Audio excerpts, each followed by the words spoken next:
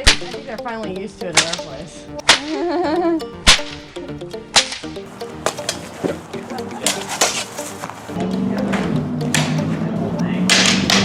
Wolverine cosplay.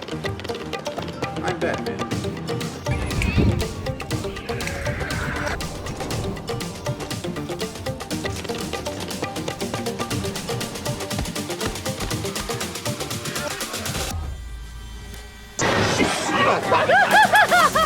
Thank you very much. You scared the crap out of me.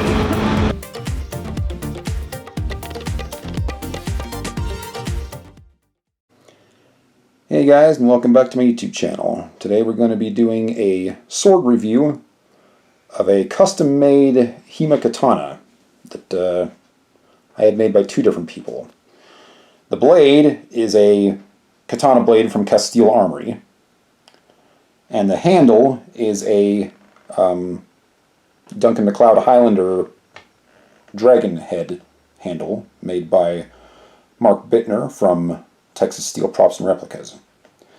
So to get this sword made, I basically had to order the blade from Castille, and then I had it shipped to Mark, and he put the handle and the guard on there and then sent it to me. So the whole process probably took 5 or 6 months, but this is actually one of my favorite swords, and I'm going to tell you why. First of all, the blade made by Castille is pretty good. It's not as good as my Siggy. However, it is lighter, and when I'm fighting other guys with like a saber or a rapier or something like this, I almost exclusively use this sword because it's quicker and it helps me compete with them. It's also good against longsword. However, the blade is thin enough that you are at a severe disadvantage when you're in the bind. It's just not beefy enough to hold its own in a bind. Also, if you look closer here, it's seen a lot of nicks and stuff from fighting against guys with longsword. There's a couple of deep ones right there. However, since this sword was remade, it's taken very little damage, which actually surprises me, but we'll talk about that here in a minute. When I first got this sword, I had the blade and a 100% Highlander replica as the handle, which means it had the brass guard with the rooster carved into it and all that stuff. Well, when you're talking about fighting for realsies, a brass guard isn't going to get you very far, and it got bent and dinged up in quite a bit, and the sword started to not function the way it should. And the more the guard got bent up, the handle started to crack right here.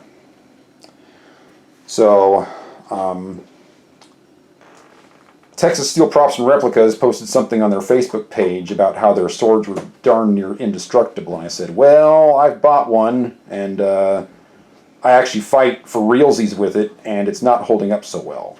And Mark saw that and contacted me and said, well, let me take a look at it and see what I could do. So I shot some video for him and showed him exactly where the sword had failed, and he's like, oh, well, we can just put a better guard on there and then a metal ring under the guard, and that should fix the problem. And boy golly did it. The minute I got this sword back from him with the updated guard, I took it to practice and just went to town on every single longsword guy I could find. And not only did it hold up flawlessly, in fact I took a shot right here in the middle of the handle, right between my hands, and it didn't crack or nothing, not even a dent there, as you can see. So that impressed me greatly. And not only that, I'm not quite sure why this is, but since that guard got updated, the blade hasn't been getting dinged up nearly as much either. So maybe the force from the long swords is getting absorbed into the guard? Not sure, but either way, the update here has drastically extended the life of this blade, which I'm obviously very happy about. So generally when I'm fighting with this sword, I'm fighting single-handed weapons. I use my Siggy when I'm fighting long swords. I do occasionally fight long sword with this one if I think that my speed will give me an advantage, depending on who the opponent is. So anyway, that being said, I'm going to pick up the sword here and just kind of show you what we got. One thing I do like about this, another advantage that it has over my Siggy sword, is that the handle is quite a bit longer. Obviously, when you're talking about a katana, the farther away you can get your hands, the more leverage you're going to have and the more speed you're going to have. So the Siggy, I pretty much have to grasp right about here. This one, if I just grasp the head of the dragon katana, it gives me a lot more oomph with this sword, which comes in really handy, like I said, kind of depending on who the opponent is. The flexibility on the sword is also really nice because it's basically a rapier blade from Castille, but it's just curved to become a katana blade. So the safety factor is also really nice. I have never seriously hurt somebody with this sword, which is obviously a good thing. It's also got a rounded tip. See, can you show that? Rounded tip. Which is really handy when you're thrusting people. Giggity. Because then you don't have to put a rubber tip on it, which I really, really hate. So, overall, I pretty much just fight with 3 swords at this point. My Siggy katana, this, and my saber. And between the 3 of those, I can fight pretty much anybody who's using anything. So, really, really like this sword. I love how light it is, how alive it feels in your hand. The durability of it is fantastic.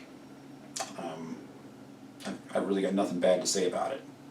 It is going to be a little steep, but I mean, when you're talking about a regular katana from Castille Armory, which is going to cost you about $450, this one was less than that, and I got the super cool handle. So there's something to be said there. Anyway, that is my review of my Duncan MacLeod HEMA katana. Hope you enjoyed it, and I'll see you in the next video.